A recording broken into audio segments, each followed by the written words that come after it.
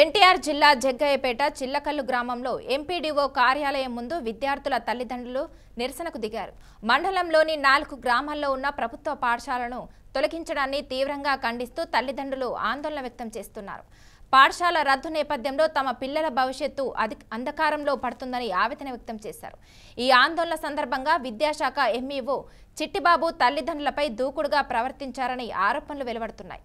ప్రభుత్వ పాఠశాలల పునరుద్ధరణతో పాటు బాధ్యతాయుతంగా వ్యవహరించాలంటూ విద్యాశాఖపై తల్లిదండ్రులు డిమాండ్ చేస్తున్నారు.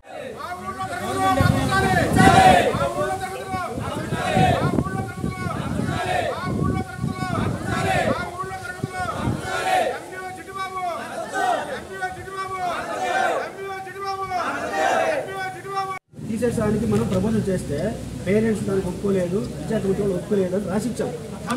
సో యూపీ స్కూల్గానే ఉంచండి అని చెప్పి రికమెండ్ చేశాం. కమిషనర్ ఆఫీస్కి వెళ్ళారు 2 సార్లు, అయినా కానీ వాళ్ళు ఉంచలేదు.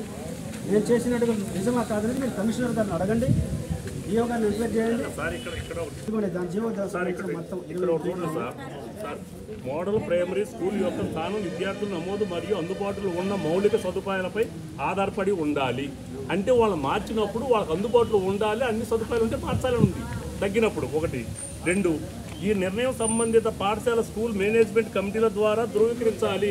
అంటే మా పిల్లలు బయట పంపినా కూడా మేము ఇష్టపడుతున్నాం, స్కూల్ పర్వాలేదు, మా తక్కువ వాళ్ళు ఒప్పుకోవాలి. ఒక క్యాంపస్ లో మోడల్ ప్రైమరీ స్కూల్ స్థాపించడానికి తగిన మౌలిక సదుపాయాలు అందుబాటులో లేకుంటే పాఠశాల 2 క్యాంపస్ ఏదో మీరు అడిగారు, వాళ్ళు తెలిసే తెలియదు తీర్మానం ఇచ్చారు.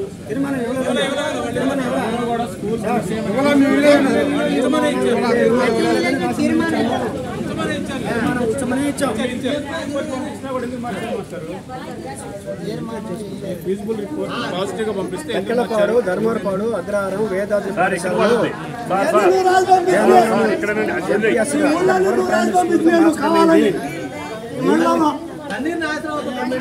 ప్రకారం LFL 4 గజాలు కావచ్చు ఉన్నది.